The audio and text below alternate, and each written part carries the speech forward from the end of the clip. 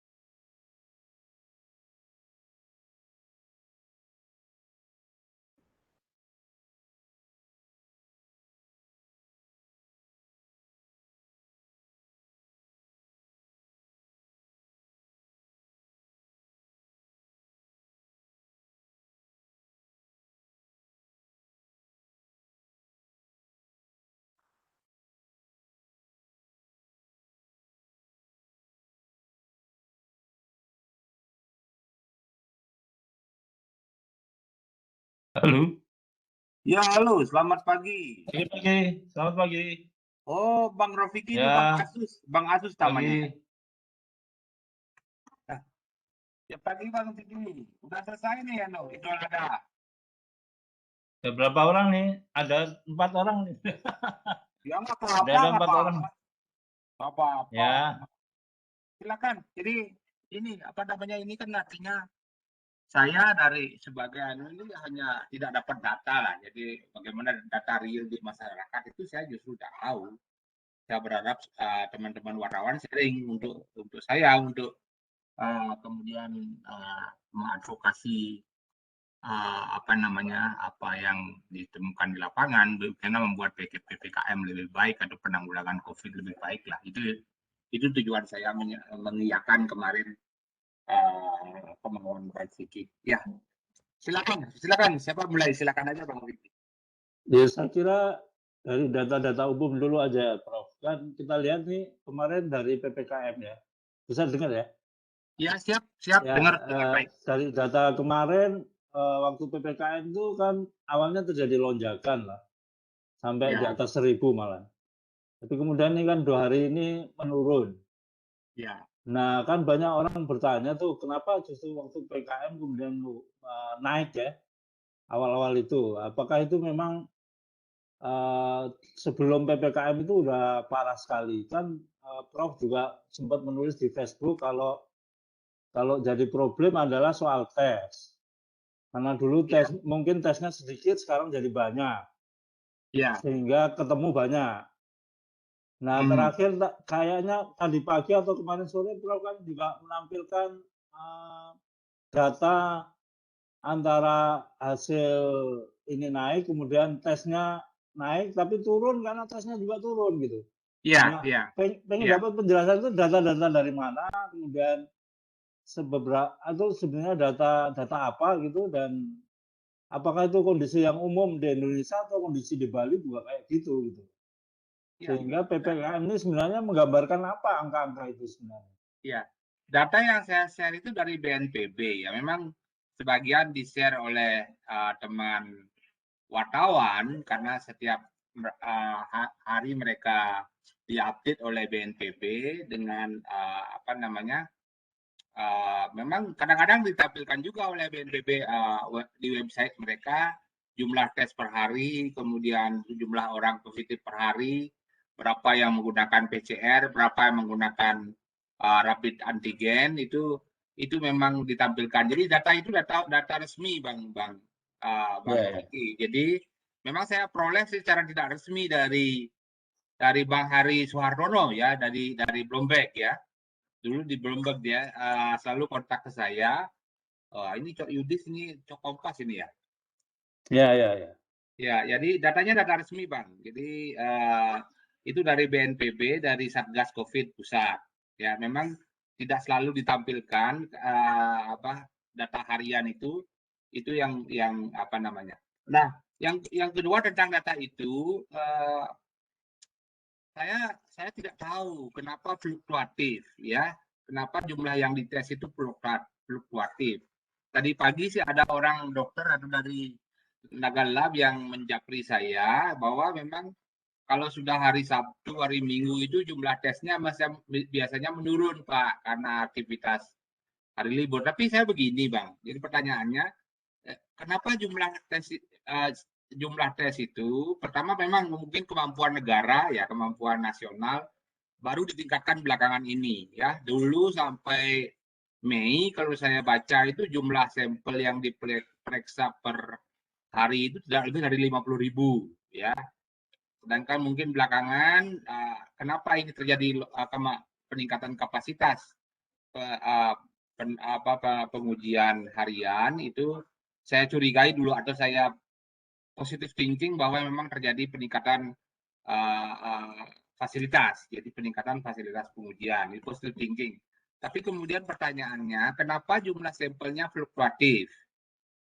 Itu, apakah sebagian besar itu karena memang sudah mengeluh datang ke rumah sakit dengan keluhan sehingga kemudian dites, atau termasuk hasil kontak tracing, atau termasuk juga yang berperjalanan. Ini yang tidak jelas berapa porsi hasil kontak tracing, berapa porsi mereka yang memang datang ke rumah sakit untuk diuji. Kalau tidak salah sekarang setiap orang yang datang ke rumah sakit ya meskipun keluhan yang lain misalnya biasanya diuji oleh dokter untuk penanganannya memang disesuaikan dengan ada tidaknya virus COVID. Ini yang sebetulnya teman-teman wartawan bisa cari datanya itu kenapa terjadi fluktuasi orang diperiksa ya dengan tadi positive thinkingnya bahwa kapasitas negara sudah meningkat belakang ini untuk melakukan pengujian. Nah, yang ketiga memang dari data resmi itu yang saya sampaikan itu hampir sebagian itu dengan rapid antigen ya, dengan rapid antigen yang sensitivitasnya itu rendah ya, kalau saya angkakan mungkin 80-85%, artinya dari 100 orang yang positif 85% akan ketahuan positif, sementara 15 akan dianggap negatif oleh rapid antigen. Sementara PCR itu sensitivitasnya sampai 99%. Artinya dari 100 orang yang positif, 99 akan dapat dipastikan dengan PCR bahwa dia positif, 1 bisa lolos. Jadi ini yang memang PCR juga bukan tidak 100% sensitif. Itu. Jadi datanya data resmi Bang Vicky dari BNPB, kemudian memang yang pertanyaan yang seriusnya adalah kenapa jumlah testingnya fluktuatif. Nah, yang kelima, data jumlah pengujian harian di Bali sama sekali saya tidak bisa peroleh, ya itu, ya tidak sama sekali tidak kita peroleh.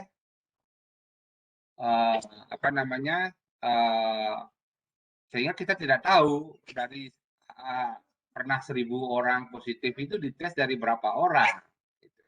Nah, teman-teman kawan yang harusnya memfeeding saya ini sekarang, kira-kira bagaimana kondisi pengujian di Bali? Ini minum kopi dulu dari kubu kopi. Boleh, boleh. Nah, gini Prof, concern kita itu kan sebenarnya adalah bagaimana data itu menggambarkan fakta kan. Ya. Data itu menggambarkan fakta sebenarnya. Artinya kalaupun sampling, dia itu mewakili hal yang terjadi ya, meskipun kita pasti sampling lah. Nah ini sebenarnya harusnya bagaimana ini yang dilakukan oleh Satgas ini? Paling tidak yang apakah sebaiknya diumumkan aja tesnya itu berapa, pakai apa, kemudian kalau bisa tes itu stabil gitu loh. Maksudnya dari melihat paling tidak kemungkinan tertularnya berapa kan bisa itu. Di setiap daerah itu berapa dari ada sampling yang diambil gitu. Atau bagaimana itu untuk membuat satu data itu mewakili fakta gitu. Ya itu yang saya tidak tahu Bang Kiki. Jadi saya kira pertama paling banyak memang orang yang dites itu karena keluhan rumah sakit. Jadi hospital admission, mereka datang ke rumah sakit dengan keluhan kemudian diuji. Ya, kalau itu berarti kalau dengan keluhan prosentase tinggi wajar. Artinya memang mereka sudah apa namanya memang sudah ada gejala ya. Tapi kemudian berapa persen dari itu adalah merupakan hasil kontak tracing, itu yang tidak missing. Sebetulnya ini advokasi kita ke Depkes mestinya, ke pemerintah Bali, agar men-sharing datanya semua gitu ya. Nah tadi pertanyaan pertama tadi mungkin saya komentari, kenapa di awal PPKM ini melonjak, ini ya memang sekali lagi selalu apa yang terjadi hari ini itu adalah akibat event atau kejadian 2-3 minggu yang lalu ya. Bayangkan kalau dalam 2-3 minggu yang lalu virusnya ada, kemudian menginfeksi orang, dari orang menginfeksi orang lain, sudah ada mata rantai yang berkali-kali baru kemudian dilakukan PPKM sehingga wajar kasusnya masih akan tinggi.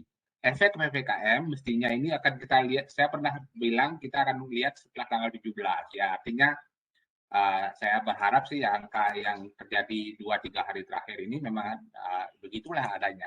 Tentang kecurigaan fluktuasi jumlah sampel yang diperiksa itu apa namanya memang itu sulit membuat mencari datanya kemana apa yang sebenarnya yang terjadi. Tapi yang data real sekarang bahwa rumah sakit penuh, bahwa kebutuhan oksigen di Bali bahkan sudah disampaikan oleh Dinas Kesehatan SOS ya, rumah sakit para dokter perawat COVID sudah mengadakan apa namanya perahu sudah oleng, artinya memang kebutuhan ini sudah kondisi real bahwa tekanan pada rumah sakit itu masih sangat tinggi.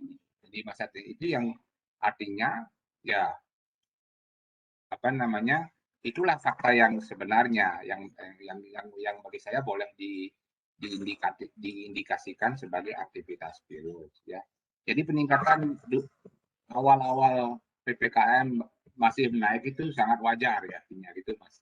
Jadi karena sekali lagi itu adalah kejadian dari event 2-3 minggu yang sebelumnya, dan meskipun masa inkubasi virus itu hanya 5-7 hari, tapi dia sudah mengalami mata rantai berkali-kali untuk menulari orang, sehingga ya terjadi lumpahan kasus pada saat pelaksanaan PPKM. Nah, sekarang baru kelihatan mudah-mudahan ini stabil dengan tidak ya kita jangan curiga dulu dengan jumlah pengujian yang menurun ya, kita positive thinking saja. Mudah-mudahan ini real ya, meskipun tidak real sekali Bang Kiki. Jadi kalau menggunakan rapid antigen masih yang sangat tidak sensitif ya, masih banyak yang bolong sebetulnya. Ini yang saya kira itu dulu.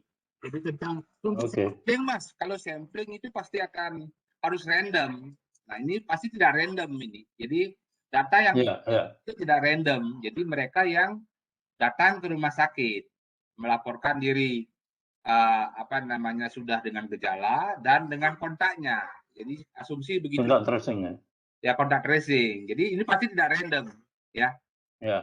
Pasti tidak random dan apa namanya kita harap kita asosiasikan dulu jumlah itu memang jumlah mereka yang dicurigai COVID-19, kemudian baru dilakukan pengujian.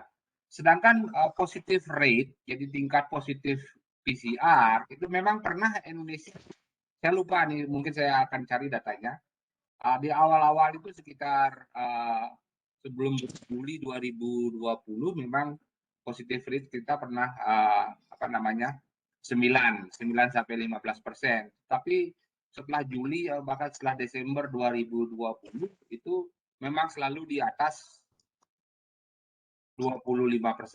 Jadi dan sekarang pun positive rate kita masih sekitar 30%. Jadi aktivitas virus sebenarnya masih tetap tinggi. Jadi dari dulu dari sekarang tetap tinggi. Gitu. Kenapa kemudian melonjak jumlah kemudian sehingga kemudian melonjak jumlah kasus terkonfirmasi itu yang masih kita belum bisa kita interpretasi. Nah, apa ideal? Idealnya tadi benar. Jadi pemerintah mestinya memberikan data kita publik seperti itu terbuka sehingga kita tahu benar-benar situasinya kayak apa gitu. Dari kontak tracing-nya berapa di kontak, kemudian berapa yang positif dari satu kasus itu sehingga kita tahu betul situasinya seperti ini. Oke. Kalau rata-rata satu positif menulari berapa orang itu belum ada ya, Dok? Secara internasional maupun di virus Wuhan itu namanya R0, Mas. Jadi reproduction number ditulis R0, gitu ditulis ya, namanya reproduction number. Itu virus Wuhan, jadi awal dari virus COVID ini, wabah pandemi ini, R0-nya itu 3, sekian. Jadi satu orang menulari ke 3 orang, ya. Nah, sekarang ada virus Delta ini, saya dengar dia mempunyai R0 yang lebih tinggi, ya. Jadi bahkan Pak Menteri Luhut pernah menyebut itu 7 kali kemampuannya menular katanya ya. Jadi 7 kali. Jadi kalau demikian maka 3 kali 7. Jadi satu orang yang tertular bisa menulari ke 21 orang yang lain, yaitu R0 namanya. Belum ada tentang Delta. Tapi saya yakin memang reproduction number dari virus Delta ini jauh lebih tinggi dibandingkan dengan virus Wuhan. Karena apa? Dia mempunyai ciri molekuler, jadi molekular marker namanya, yang menunjukkan dia itu lebih menular. Jadi perlu dosis yang lebih rendah untuk menulari orang baru. Kemudian jumlah virus yang dikeluar dari pernapasan dan mulutnya itu jauh lebih besar dari terinfeksi virus Wuhan. Memang ada ciri molekuler Mas. Jadi virus ini memang lebih Ya. Oke. Ini saya rekam nanti kalau mau saya share di anunya ya. Ya. Ya. Oke. Ada yang lain mungkin? Cok, ada pertanyaan? Cok, kabar Cok? Bakal lu sih ketemu yang Cok nih. Cok. Kendi. Sehat. Kabar tuh. Ya, nganggo itu nganggo work from home lu. Iya, kan dulu pernah kita ketemu awal pandemi Antosa. Ya, kan saya udah ikutin tuh perbincangan beli di baik yang beli tulis, kemudian memang kan sebagian besar terbukti ya, waktu yang dibilang belum sepenuhnya sih terbukti karena yang dibilang beltnya itu kan kita belum sebenarnya ditunda-tunda beli ya. Iya. Beltnya Indonesia karena mungkin saya sih pertama pikir apakah pemerintah kita yang terlalu seperti bilang di banyak orang kan lamban waktu awal penanganan COVID ini atau memang kita sendiri masyarakat sendiri yang relatif di Indonesia lebih tidak tertib itu lebih.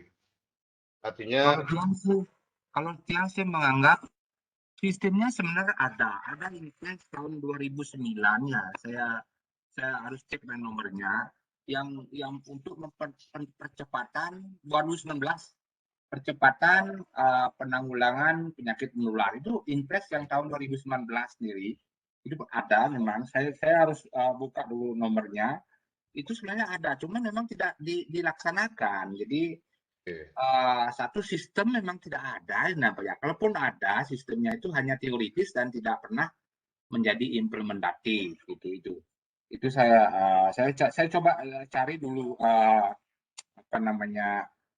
impresnya ya saya punya nih anunya terus yang kedua Ngurah kan dengan R0-nya Delta ini bukan relatif ya diakui memang lebih tinggi Ya, Kan memang sempat disebut sampai 7 kali dibanding yang R0-nya Wuhan kan. ya, Artinya kan yang istilahnya kurva dulu ya, yang ya. istilahnya gelombangnya pandemi itu sebenarnya Indonesia artinya belum lolos dari kurva Wuhan, tapi sudah menghadapi potensi kurva Delta itu loh. Itu benar sekali dari situ. Kalau Kan dari belum kalau sepenuhnya dari lolos dari kurva Wuhan kan untuk Indonesia, Bali khususnya lah. ini kalau kalau ini data Bali nih, ini saya tunjukkan ya data Bali. Saya share Ya. coba anunya. Ini saya pergi ke websitenya Satgas ya. Saya share ya. Mudah-mudahan ini kelihatan memang sudah peaknya kemarin itu Desember Januari. Makanya saya bilang di status Facebook, kalaupun kasus menurun sekarang Desember Januari ke depan bisa lagi letupan. Kalau vaksin belum cukup. Nah ini kita benar ini Bali Pak. Jadi ini bagus. Ini Bali. Ini memang kita baru di gelombang kedua. Sedangkan Indonesia ya Indonesia kalau saya pergi ke worldometer saja ya saya cari worldometer ya. Kemudian coronavirus ya. Nah, kalau saya cari Indonesia ini bentar dulu. Indonesia apakah kita sebenarnya kita sudah gelombang kedua ini memang mana dia keadaan oh ini dia Indonesia itu jadi ini gelombang nih kalau kita bicara gelombang Indonesia nomor berapa ya sekarang nomor 15 14 Indonesia ya. Nah, Indonesia kalau dilihat polanya kasus. Nah ini kita gelombang kedua nih Pak Cok. Jadi Cok ini kita gelombang kedua ini. Jadi Desember Januari itu peaknya dan kemudian ini gelombang kedua kalau dari data ini. Jadi kita baru artinya sebetulnya jujur mengatakan kita 1,5 tahun dikasih waktu oleh Ide Sang Hyang Widi Wasa Tuhan Yang Maha Esa untuk memperbaiki sistem penanggulangan pandemi. Kita lalai, tidak belajar. Jadi belum peaknya belum begitu kuat pada waktu itu kita masih jumlah kasus juga 10 ribuan, 11 ribuan itu peaknya. Dan kemudian kita mengalami proses sekarang apa namanya gelombang. Kalau saya sih menganggap ini gelombang kedua. Jadi dunia sih menganggap ini gelombang ketiga. Bagi kita ini baru gelombang kedua. Gelombang kedua yang yang Wuhan apa yang Delta atau yang keseluruhan COVID? Keseluruhan. Ya, kan kita yang Bali sendiri kan gelombang peaknya untuk Wuhan kan belum nih. Nah Belum ini sempat yang kita. sekarang. Oh yang Wuhan itu sudah jadi Ya. sudah ini sama. Sekali lagi apa yang terjadi di Bali menurut yang pengamatan saya itu selalu representasi Jawa. Jadi biasanya ada delay 1-2 minggu maka kejadian di Bali seperti apa namanya kewalahannya sistem kesehatan rumah sakit di Jawa yang terjadi sudah sejak 2-3 minggu yang lalu. Minggu ini baru terjadi di Bali. Artinya selalu mirip lah ini ya. Ini Mas kalau di Bali bagi saya ini adalah gelombang kedua ini sekarang ini. Jeda seminggu 2 minggu ya. Ya selalu begitu dari dulu saya amati mundur selalu jadi apa yang terjadi di Jawa akan terjadi di Bali. Kemudian jadi yang kembali lagi yang Beli Ngurah di awal sampaikan bahwa perlu ada memang kita pertama open ya data tracingnya itu data tracing maupun apa nih kak pemeriksaannya. Kemudian yang kedua perlu antisipasi juga biar kita tidak sampai mengalami kasus seperti di Jawa, misalnya di Jawa Barat maupun Jakarta yang sampai buka tenda. Kan ada rencana nih Bali mau buka, di Bali pemerintah akan menyiapkan rumah sakit cadangan. Iya. Oke. Iya, itu kita perlu antisipasi karena kemarin saya wawancara dengan Pak Suharjaya, Pak Kadinkes, agak berat kalau Bali membuka rumah sakit cadangan karena itu butuh biaya yang besar, butuh perlengkapan yang masif lah itu seperti rumah sakit umum. Nah, Itu itu yang saya anggap Pak Cok. Jadi dalam sistem kesehatan ini, kalaupun sekarang ini kasus menurun, ya kasus kalau Astungkara insya Allah lah, jadi peaknya sudah tercapai. Ya sekali lagi ini seperti sama dengan India. Jadi India mengalami delta itu sampai 400.000 per hari, itu juga tidak lama. Jadi setelah itu mereka akan turun juga. Jadi ini mirip sekali lagi. Tapi untuk fasilitas kesehatan, Cok. Kalau saya sih, saya minta wartawan juga mengadvokasi. Tidak ada pilihan, harus dipersiapkan. Jangan kemudian hanya karena biaya mahal kemudian dihentikan ya. Jadi ini yang disebut dengan takut ngetel kayu kebios gitu. Artinya biaya yang bisa kita, negara ini kan punya uang, hanya sekarang alokasi politik yang diperlukan. Jadi kesiapsiagaan menghadapi next gelombang yang saya prediksi lagi kembali akan terjadi bulan Desember 2021 sampai Januari 2022 itu serunding gitu loh. Siapa tahu bahwa harus kita worst case skenario kalau seandainya terjadi, maka rumah sakit sudah siap dan sekarang kebutuhan utama adalah oksigen misalnya, bagaimana suplai oksigennya itu memenuhi kebutuhan dan yang lain sekali lagi yang kritisi ya artinya Indonesia juga Bali ya tidak mau belajar dari yang sebelumnya kita lalai. Jadi teman-teman rumah sakit juga sama, pada saat peak mereka banyak tenaga kesehatan yang dikontrak, tapi begitu menurunkan sedikit mereka sudah dipulangkan, tapi kemudian begitu naik lagi mereka kelabakan akhirnya. Jadi ini harusnya jangka panjang ya. Kalau Tiang sih persiapan rumah sakit darurat itu sangat diperlukan dan saya kira tidak perlu membangun baru, Pak Cok. Jadi cukup menggunakan fasilitas hotel mirip dengan penanggulangan SARS di Singapura tahun 2002 itu dia dengan mengontrak hotel tertentu.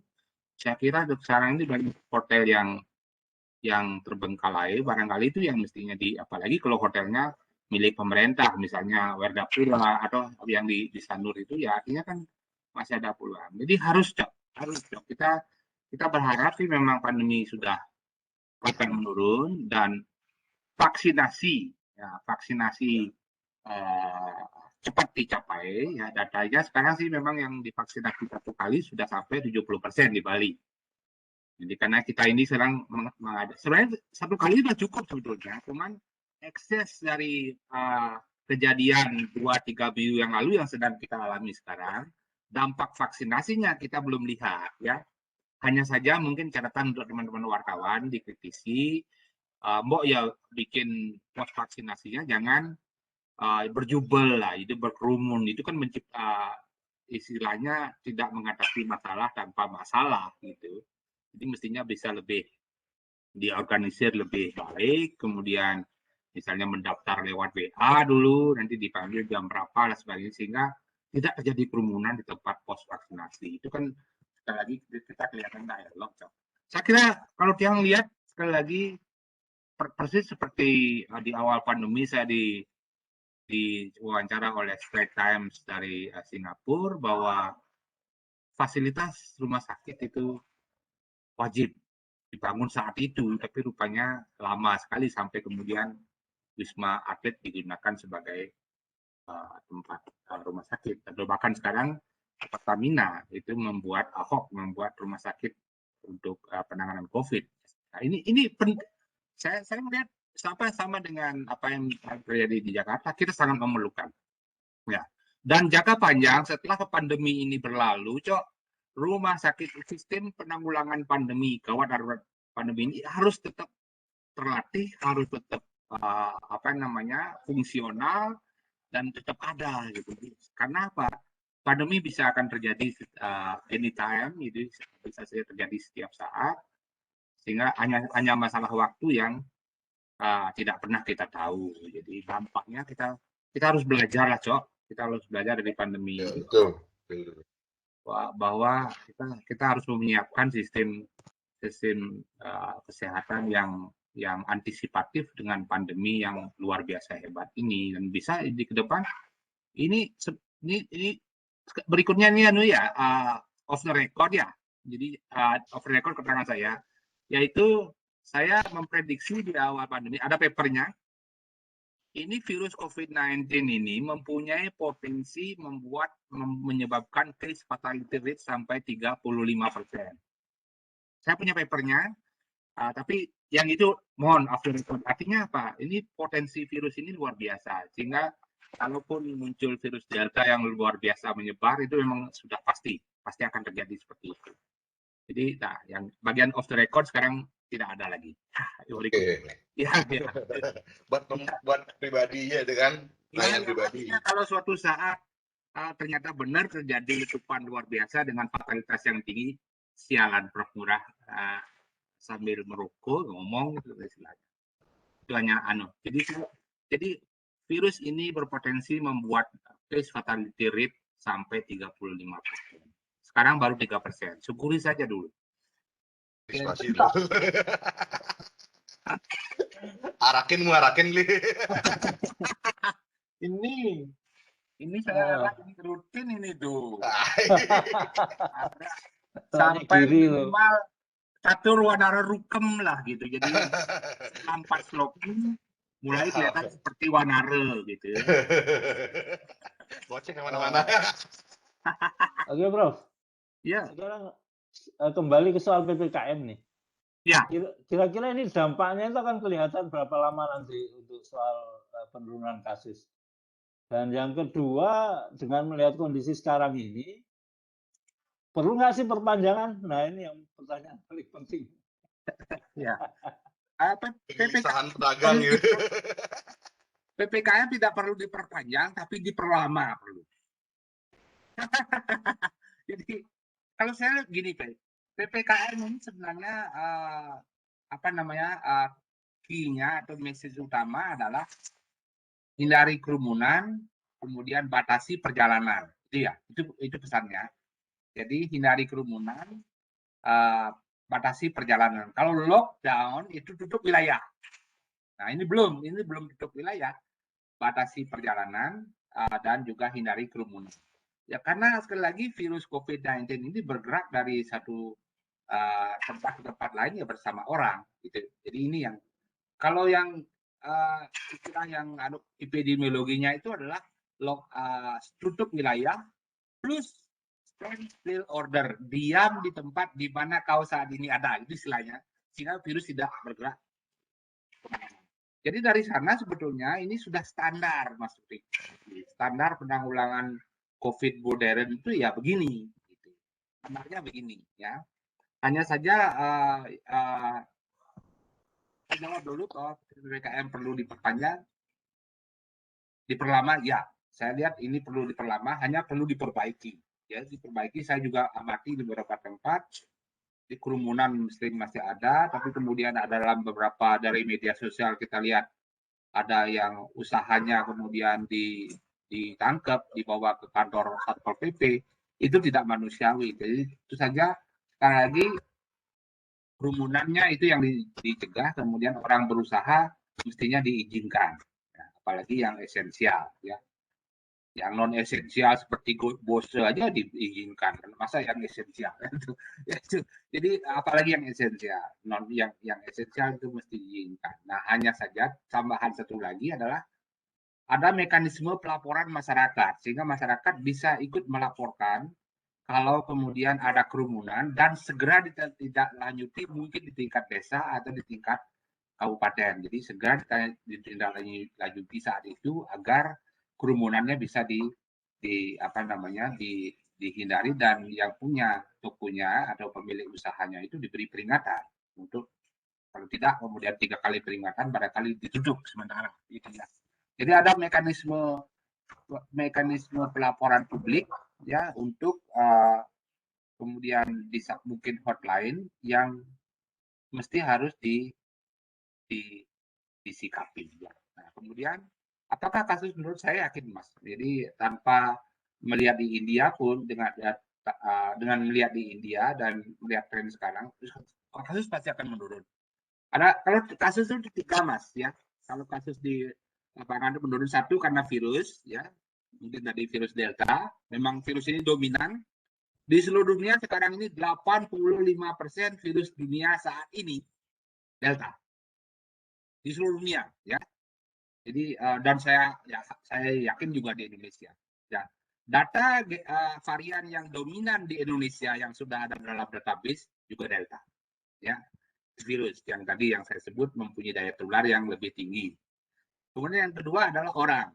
Orang itu dari kerumunan, dari perjalanan. Ya. Itu. Yang ketiga kemudian lingkungan. Jadi mungkin teman-teman keluar aja sekarang mungkin jam 12 siang tapi rasanya adem. Artinya apa? Virus lebih tahan lama di lingkungan dalam kondisi seperti ini. Jadi 3 hal ini yang membuat letupan ini. Nah, kemudian PPKM itu gimana dampaknya? Dan seperti tadi saya bilang, pasti akan menurun, tapi kemudian kembali akan aktivitasnya meningkat lagi. Prediksi saya Desember sampai Januari, kecuali vaksin sudah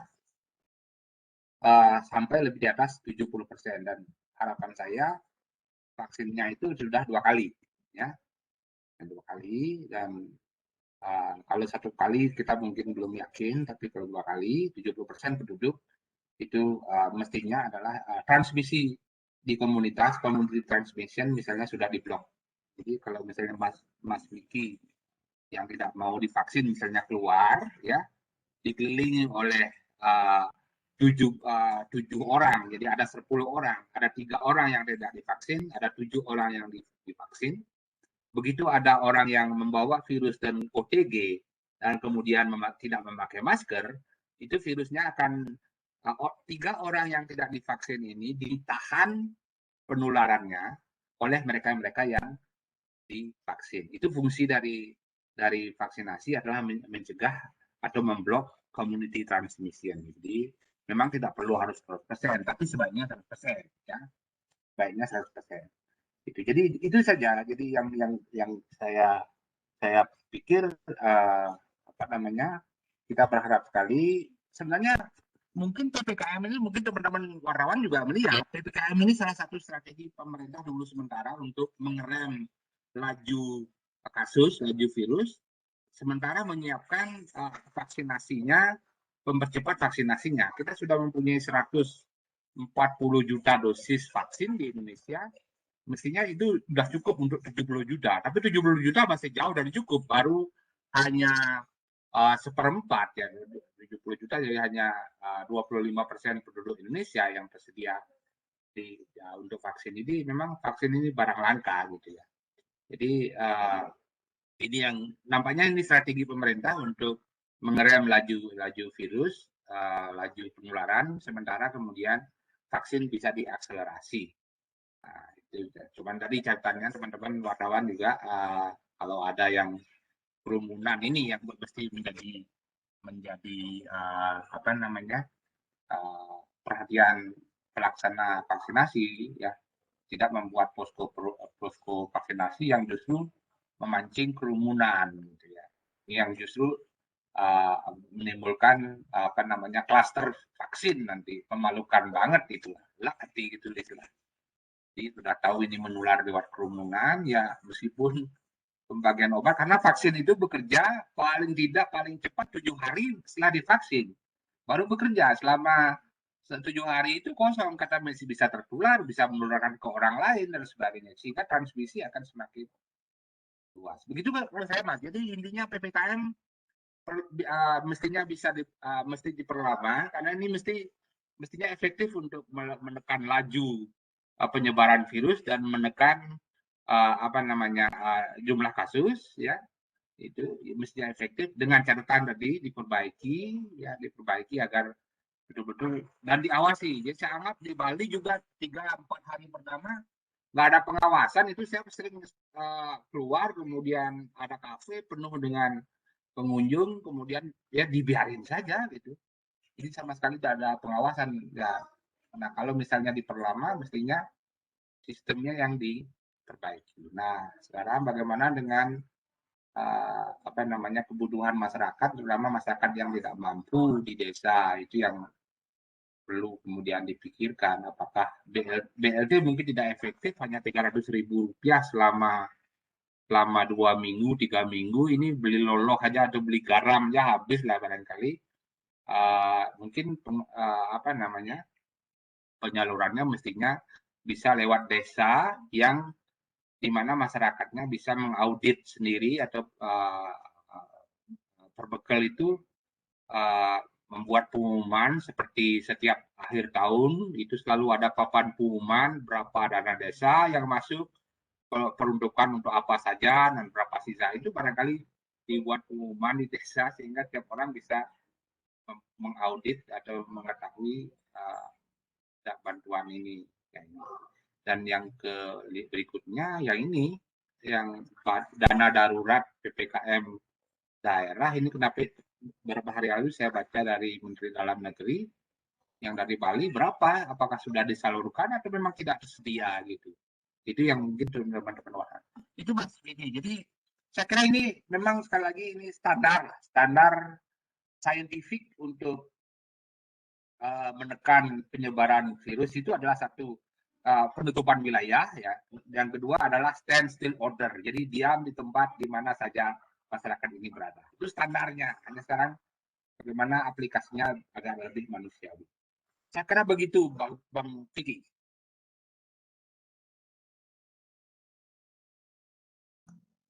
Halo. Ya, halo. Masih ada yang nanya lagi? Silakan Cuy atau Evi? Mak Komang sama Beliwayan Swi. Ya. Mau nanya boleh Pak, izin Boleh. Mas Rafiki. Ya, salam kenal Pak, ini Ervi. Oh, Ervi, Mak Komang ya. Yeah. Ini mau nanya beberapa penegasan soal yang pernyataan Bapak tadi sih, soal PPKE, soal Bapak kan tadi bilang kemungkinan ini sudah puncaknya ya untuk yang second wave kita. Ya. Jadi istilahnya Bapak optimis ini akan turun, tapi mungkin lebih penegasan aja, berarti ini puncak dan akan turun itu lebih pada karena ada PPKM ini Pak ya. Maksudnya kalau ketika dibiarkan kayak kemarin, mungkin akan puncaknya akan lebih parah daripada yang Jawa. Kemudian yang kedua, soal Delta ini Pak, mungkin kalau secara bahasa sederhana aja, kalau soal penularannya ini memang dia jauh lebih cepat untuk penularannya. Boleh nggak sedikit digambarkan seperti apa sih kalau dibandingkan dengan varian yang sebelumnya? Kayak saya sempat dengar katanya kalau di dalam ruangan aja dia ketika jarak kita nggak terlalu dekat aja bisa menular misalnya. Mungkin bisa Bapak sempat mempelajari hal itu, nggak bisa dijelaskan soal kecepatan penularannya si Delta ini. Kemudian yang ketiga, pandangan Bapak soal mimpi Bali untuk bisa buka pariwisata itu gimana Pak kira-kira Pak? Bang Mbak Ervi. Nomor satu tadi, nomor satu tapi. Nomor satu soal tadi Bapak bilang kan ini untuk second wave-nya istilahnya sudah mencapai puncaknya ya. Nah ini kenapa menurut Bapak ini karena terjadi PPKM ini makanya sudah puncaknya dan akan turun atau bagaimana Pak? Mungkin bisa. Ya PPKM berguna. Jadi kalau misalnya tidak tanpa PPKM dapat dibayangkan letupannya, penurunannya itu tidak akan terjadi, mungkin akan mundur penurunannya. Jadi itu satu poin. Jadi artinya yang kita alami di awal PPKM itu adalah apa yang terjadi 2-3 minggu sebelumnya. Kemudian efek dari PPKM mestinya mulai kelihatan saat ini seperti yang sudah kita lihat 3 hari yang lalu. Nah, artinya kalau tanpa PPKM, asumsi saya kasus belum menurun. Itu dulu ya. Nah, kita harapkan menurun. Nah, sedang varian Delta ini agak ribet saya menjelaskannya. Saya punya saya gimana ya ngomongnya? Begini. Saya bilang ciri molekuler. Gimana? Ciri molekuler atau ciri genetik itu ya. Jadi dia mempunyai tanda genetik yang menunjukkan bahwa dia itu memerlukan dosis yang lebih rendah untuk menulari orang baru, dan itu yang jadi dan lebih cepat bereplikasi untuk memperbanyak diri dalam tubuh manusia. Katakanlah demikian. Jadi kalau sebelumnya dia perlu 1000 virus untuk menginfeksi satu orang, sekarang ini mungkin dia perlu hanya 10 atau 100 virus untuk menulari satu orang baru. Kemudian yang kedua, kalau sebelumnya dari di pernafasan kita atau di dalam orang yang OTG atau yang positif itu berisi 1000 virus ya per nafas, sekarang mungkin berisi 100.000 virus. Jadi virus yang keluar dari dalam tubuhnya dulu orang tertular juga jauh lebih banyak. Ini yang menyebabkan virusnya kelihatan mudah menular. Nah sekarang yang satu poin yang ya kalau boleh saya sebut kesalahan komunikasi ya, ada terjadi kesalahan komunikasi dalam 3M, yaitu memakai masker, mencuci tangan, dan menjauhi kerumunan. Ya, memakai masker itu hanya melindungi virus yang masuk dari hidung ke mulut dan mulut dari orang yang tertular ke orang baru, atau dari hidung dan mulut dari orang yang OTG atau yang membawa virus ke orang baru dari hidung dan mulut ke orang baru. Tetapi pintu masuk yang lain yang penting, Mbak Ervi, itu adalah mata. Mata itu adalah pintu masuk agen asing ke dalam tubuh kita. Itu yang tidak dilindungi oleh masker. Ya. Dan yang kedua adalah pada saat kita keluar memakai masker, kemudian ada orang OTG yang kebetulan tidak memakai masker, lalu tidak disiplin memakai masker, maka virus itu ada di udara tidak lama, tapi kemungkinan virus itu mencemari pakaian, mencemari rambut, ya, dan ini kemudian entah suatu sebab kita mungkin memeluk orang lain atau anak kita atau keluarga kita peluk, maka terjadi penularan secara tidak langsung. Ya ini tadi yang langsung mulut hidung ke mata, mulut hidung yang baru, itu yang langsung. Yang tidak langsung dari pakaian, dari rambut, dari alat-alat yang tercemar, itu yang tidak langsung. Nah ini sehingga sekali lagi ada kesalahan dalam komunikasi publik sejak lama. Pertama kesalahannya, tidak satu pesan, ada yang 3M, ada yang membuat 5M, ada membuat 7M, ada membuat 9M, itu membuat masyarakat bingung ya. Kenapa tidak kita tulari tiru itu pesan teh botol sosro gitu ya. Jangan ditulis nanti apapun makanannya, minumannya titik ya. Itu kan semua sama. Jadi pesannya itu komunikasi massa, mass communication atau psikologi massa, itu mestinya pesannya satu, tunggal. Nah ini dalam 3M pun yang lihat dari sejak lama, yang lihat bahwa pesan pertama itu mestinya adalah menjauhi kerumunan. Itu pesan utama kita. Dan PPKM ini adalah wujudnya itu menjauhi kerumunan. Jadi dengan menjauhi kerumunan kita tidak perlu masker. Saya tidak perlu masker di dalam rumah, saya tidak perlu. Tapi kemudian kalau memakai masker itu risikonya tidak 0%. Ya. Risiko untuk tertular meskipun kita memakai masker itu masih ada. Itu yang lihat ya tentang virus delta, itu deltanya. Jadi virus deltanya. Yang ketiga tentang wisata dia. Kalau pariwisata yang lihat, kalau yang lihat ada beberapa persyaratan yang lihat diperlukan oleh Bali ya, karena pariwisata itu adalah perlu ada jaminan keamanan. Untuk jaminan keamanan tentu apa? Sistem rumah sakit dan kemudian sudah dengan baik. Jadi jumlah bed, jumlah ICU, persediaan oksigen, dan lain sebagainya. Yang kedua adalah sistem pengujian diagnostik. Tidak lagi pakai genus, tidak lagi pakai rapid antigen. Ya satu hanya PCR yang memang standar baku internasional. Ya. Kemudian yang ketiga adalah tim. Tim biasanya orang Barat itu mereka dan tahu dari dulu di mana-mana ada risiko teroris. Tapi mereka cukup aman merasa di Indonesia karena apa? Karena mereka tahu ada tim yang disebut dengan apa namanya tim khusus Densus itu yang memang secara intensif sekali mengatasi menekan teroris, dan itu bagi mereka adalah jaminan keamanan ya. Jadi dan yang berikutnya itu yang kalau boleh tidak boleh lagi politik, jadi begitu masyarakat tahu bahwa data yang ditampilkan hanya untuk tujuan politis, ya pasti tidak ada apa namanya tidak ada keamanan kita. Jadi karena tahu politik itu ya bukan dengan data yang sebenarnya. Yang berikutnya tentu vaksin ya. Vaksinnya ini apa namanya segera mencapai.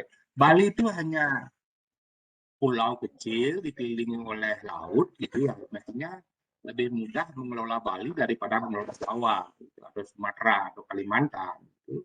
Karena pulaunya kecil dikelilingi oleh laut dan kemudian penduduknya jelas, vaksinasi mestinya segera digenjot mencapai 70% dengan syarat masuknya itu adalah bisa dengan paspor vaksin atau PCR negatif. Itu dan yang kelima tentu saja tergantung dari negara lain. Negara lain saja belum membuka pariwisatanya untuk negara mereka sendiri. Ya, sama dengan apa namanya, mungkin mereka tidak akan datang ke Bali sebelum negaranya membuka bordernya mereka sendiri.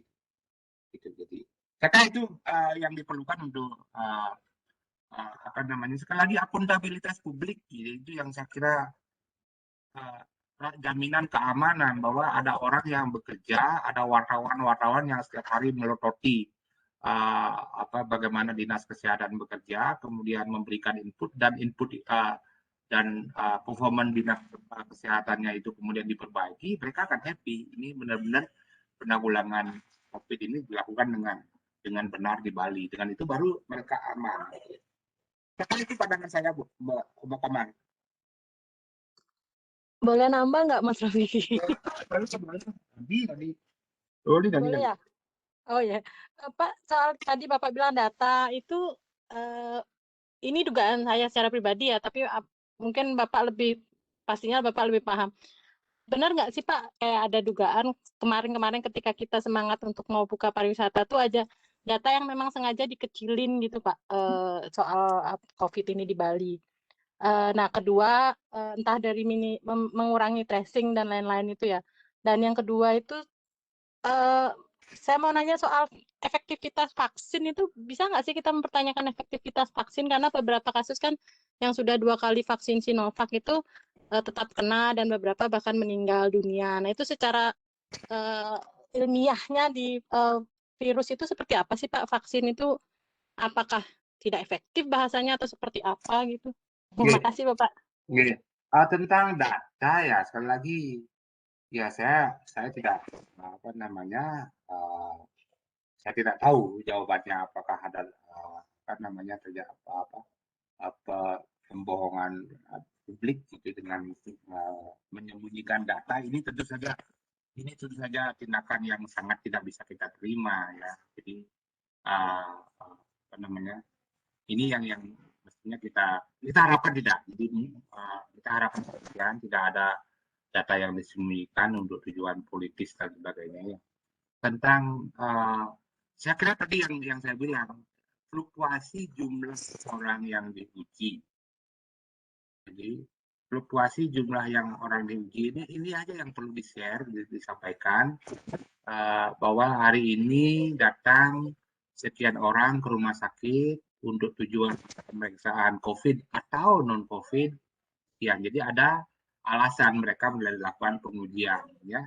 Kemudian dari sana kita bisa interpretasi, oh ternyata yang memang menunjukkan gejala COVID 60% positif. Berarti masyarakat sudah pinter. Artinya apa? Mereka sudah tahu gejala-gejala kecurigaannya atau kontak. Tapi kalau data ini tidak ada, ini yang membuat kita sulit menginterpretasi Komang. Jadi sulit sekali menginterpretasi apa namanya jumlah angka. Jadi angka ini tidak pernah saya perhatikan bahkan 1.000 orang, tapi 1.000 itu dari berapa ribu yang diuji. itu juga tidak ada. Jadi ini yang mestinya disampaikan. Jadi mudah-mudahan tidak ada lah. Jadi kalaupun ada, kita advokasi, nggak perlu berdoa saja biar kalau boleh mendakwakan yang buruk-buruk ya Bang Miftah ya. Sayang kita tidak boleh yang mendoakan yang buruk-buruk Bang Vicky. Jadi kita hanya boleh Tuhan atau Allah itu hanya mendengarkan doa-doa yang baik saja. Jadi begitu doa yang buruk biasanya dengar beliau tuli itu. Jadi beliau itu hanya mau mendengar yang baik-baik lah kurang lebih. Kan begitu Bang Vicky ya. Jadi mendoakan orang selamat, kemudian orang tua kita bahagia, kemudian fakir miskin, kemudian mendapat bantuan. Itu yang disukai beliau. Jadi mendakwakan orang yang menyembunyikan data itu kena COVID itu tidak didengar pasti oleh beliau. Tidak didengar itu. Uli beliau. Nah, tentang vaksin, Bang. Jadi vaksin yang ada, jadi ada kalau tidak salah ada 6 atau 7 6 atau 5 atau 6 yang sudah memperoleh izin WHO ya. Mereka mempunyai proses yang sama. Jadi mereka sudah melalui proses yang sama, memang hasilnya berbeda-beda dalam efikasi, tapi kemudian cara produksi yang berbeda ya. Dan dari data yang ada, semua sekarang ini ada 11 varian of concern namanya, varian yang harus kita pelototi dan harus yang investigasi VOI atau VOC. Itu sebelah itu kalau data saya itu semuanya itu mengalami perubahan minor sekali, sedikit sekali perubahan pada bagian yang bertanggung jawab untuk membuat kekebalan ya. Jadi artinya dari data semua vaksin mestinya efektif. Kemudian dari data yang lain bahwa kasus sekarang meletup di mana-mana, termasuk di Inggris, di Amerika meletup kembali saat ini. Tetapi di sana sudah mencapai vaksinasi di atas 60% dan kasus kematian fatalitas tidak meletup. Tapi meskipun saya kasih catatan, mari kita pantau. Nah, kalau data dari Amerika itu tetap valid, meskipun kasus meningkat, tapi kemudian fatalitasnya rendah atau turun, rumah sakit tidak penuh, berarti kita bisa mengambil kesimpulan vaksin efektif, termasuk untuk varian Delta yang juga sekarang ini menggejala di banyak negara di dunia. Ada 120 negara di dunia yang sudah kena varian Delta, ya termasuk Indonesia. Jadi dari sana jawaban yang Bang, vaksin sementara kelihatan efektif untuk mengatasi semua varian COVID-19 yang ada di dunia. Jawaban Senang Bapak.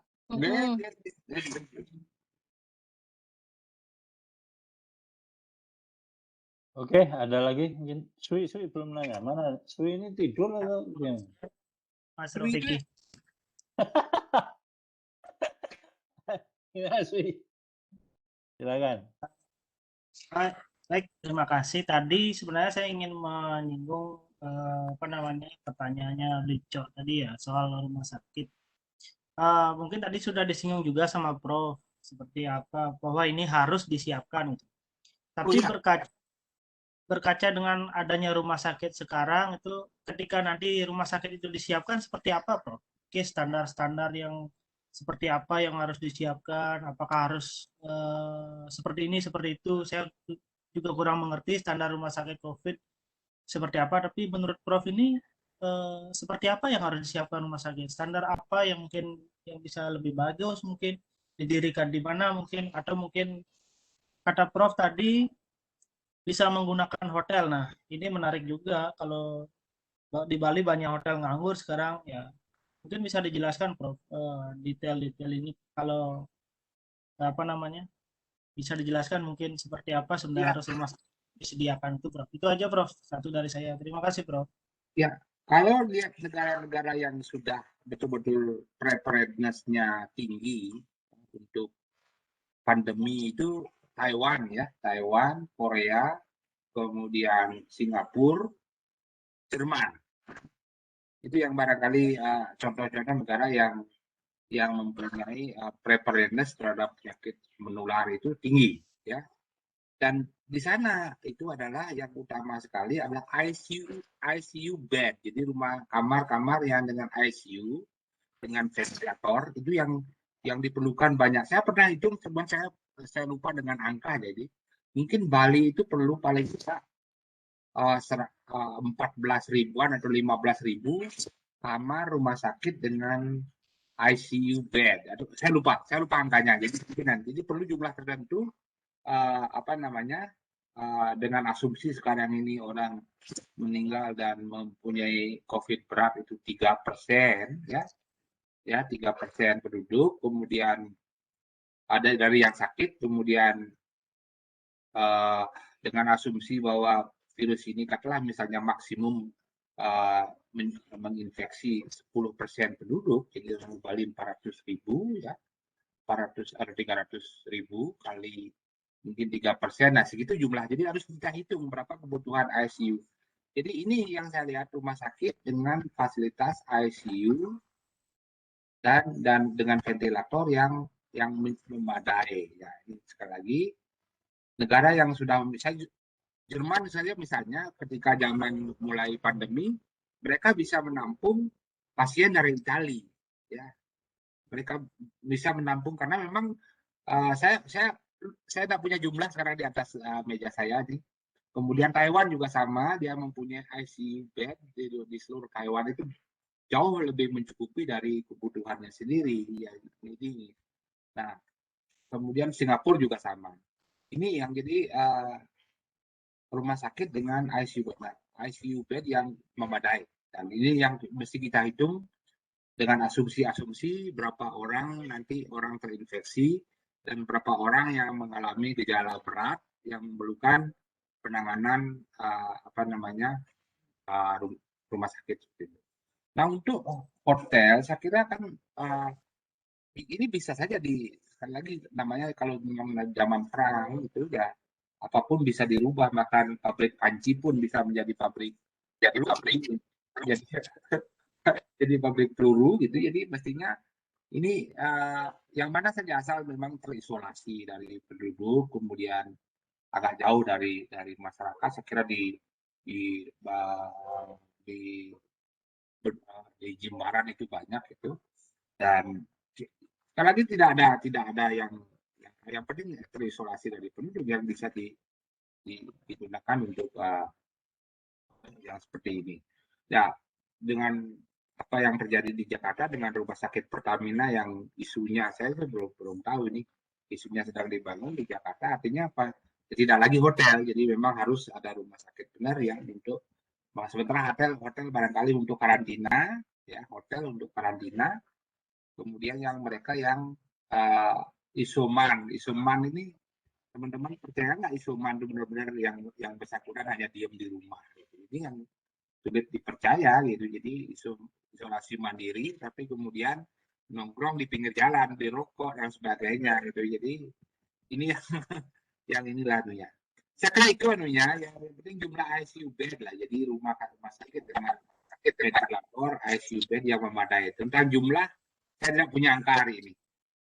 Kita beli sui. Baik, makasih Prof. Makasih. Siap. Oke, ini udah jam makan siang ya. Ya, siap. Silakan. Sambil nunggu sate kambing selesai. Masih ada yang mau nanya ini? Saya bisa di Japri, silakan aja nanti. Ya, nanti kalau nanti di Japri aja.